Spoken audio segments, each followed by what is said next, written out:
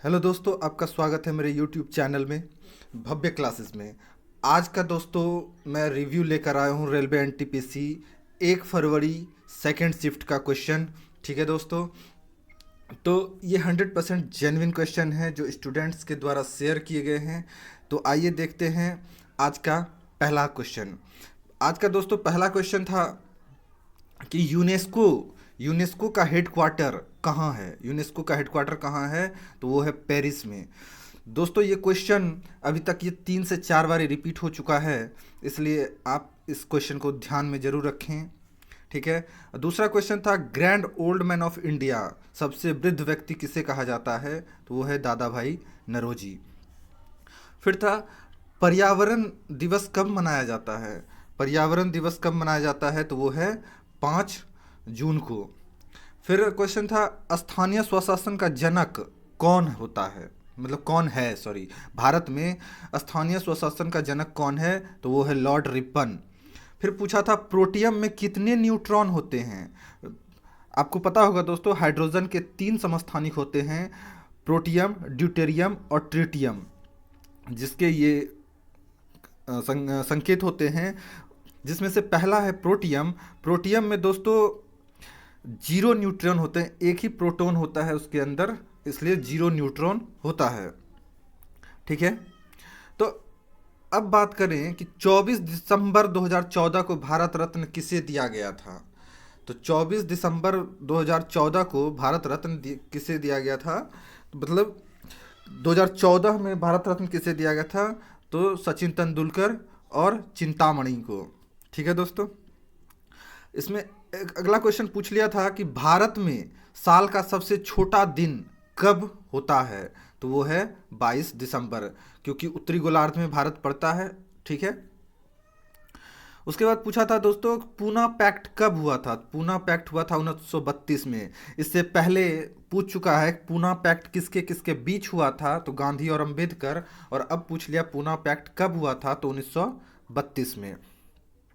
ठीक है। अगला क्वेश्चन था अंतर्राष्ट्रीय प्रकाश दिवस। अंतर्राष्ट्रीय प्रकाश दिवस कब मनाया जाता है? तो वो है 16 मई को। अंतर्राष्ट्रीय प्रकाश दिवस 16 मई को। फिर पूछा प्लासी के युद्ध के दौरान बंगाल का नवाब कौन था? प्लासी के युद्ध के दौरान बंगाल का नवाब कौन था? तो वो है सिराजुद्दौला। तो वो है सिराजुद्दौला।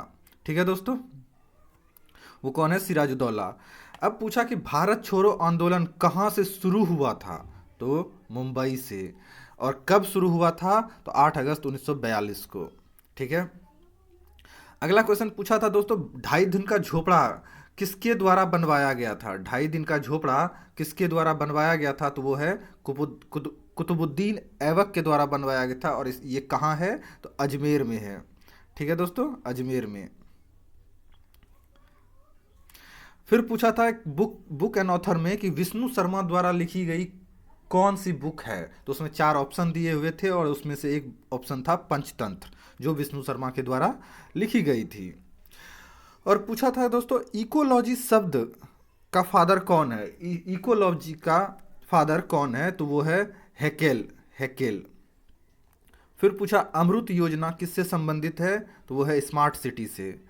एम एक्स एक्सेल में एम एस एक्सेल में क्या यूज़ करते थे कि यूज़ करते हैं? तो उसमें से एक ऑप्शन था वर्कशीट, जो इसका सही जवाब हो जाएगा। फिर पूछा ईवीएम का फुल फॉर्म क्या होता है? ईवीएम का इलेक्ट्रॉनिक वोटिंग मशीन। ठीक है दोस्तों, इलेक्ट्रॉनिक वोटिंग मशीन। कौन सा गुप्त वंश वीणा बजाता था? तो वो है समुद्रगुप्त। कौन सा गुप्त वंश कौन सा गुप्त वंश का शासक वीणा बजाता था? समुद्रगुप्त। फिर पूछा थायरॉक्सिन हार्मोन में क्या पाया जाता है? थायरॉक्सिन हार्मोन में क्या पाया जाता है? तो वो है आयोडीन। फिर पूछा सचिन का 100वां सेंचुरी किस देश के खिलाफ था? वो किस देश के साथ खेल रहे थे जिसमें उन्होंने 100वां सेंचुरी लगाया था? तो वो है बांग्लादेश के खिलाफ। उन्होंने बांग्लादेश के खिलाफ अपना 100वां सेंचुरी लगाया था।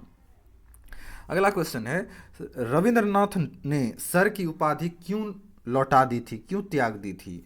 तो वो है जलियांवाला बाग हत्याकांड के कारण उन्होंने अपना सर की उपाधि वापस कर दी थी।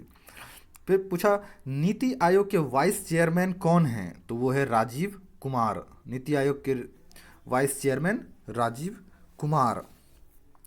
ठीक है। अब अगला क्वेश्चन देखते हैं कि डायरेक्ट एक्शन डे किसके द्वारा शुरू किया गया था। डायरेक्ट एक्शन डे किसके द्वारा शुरू किया गया था, तो वो है मोहम्मद अली जिन्ना के द्वारा शुरू किया गया था, मोहम्मद अली जिन्ना के द्वारा। फिर एक क्वेश्चन था कि पीएम आवास योजना में किसको मिलाया गया, मतलब किस योजना को पीएम आवास योजना में मिला दिया गया है, तो वो है इंदिरा आवास योजना को पीएम आवास योजना में मिला दिया गया है। अब एक क्वेश्चन था दोस्तों, नासा द्वारा पूरे अर्थ पे कितना प्रतिशत वन है होने का जो है बताया गया है। नासा द्वारा बताया गया कि पूरे अर्थ पर कितना प्रतिशत वन है, तो 31%, 31%। ठीक है। अब आता है काजीरंगा नेशनल पार्क से कौन सा हाईवे जाता है। काजीरंगा नेशनल पार्क से कौन सा हाईवे जाता है, तो वो है NH37, NH37। दोस्तों आज का जो पेपर था वो बिल्कुल इजी टू मॉडरेट था। ठीक है। जो एवरेज, अगर मैं एवरेज अटेम्प्ट की बात करूं स्टूडेंट्स की, तो वो सारे 80 के लगभग में, 80 प्लस के लगभग में सबने अटेम्प्ट किया है, अप्रॉक्सीमेटली 80 प्लस है। ठीक है। सबके अनुसार से क्वेश्चन बहुत ही इजी था, हलवा पेपर था, एकदम हलवा, हलवा जिसको कहते हैं ना, हलवा पेपर था, ऐसा पेपर था। और उम्मीद करेंगे कि आगे भी इसी टाइप से पेपर आते रहे। ठीक है। आप लोग अच्छे से एग्ज़ाम दें।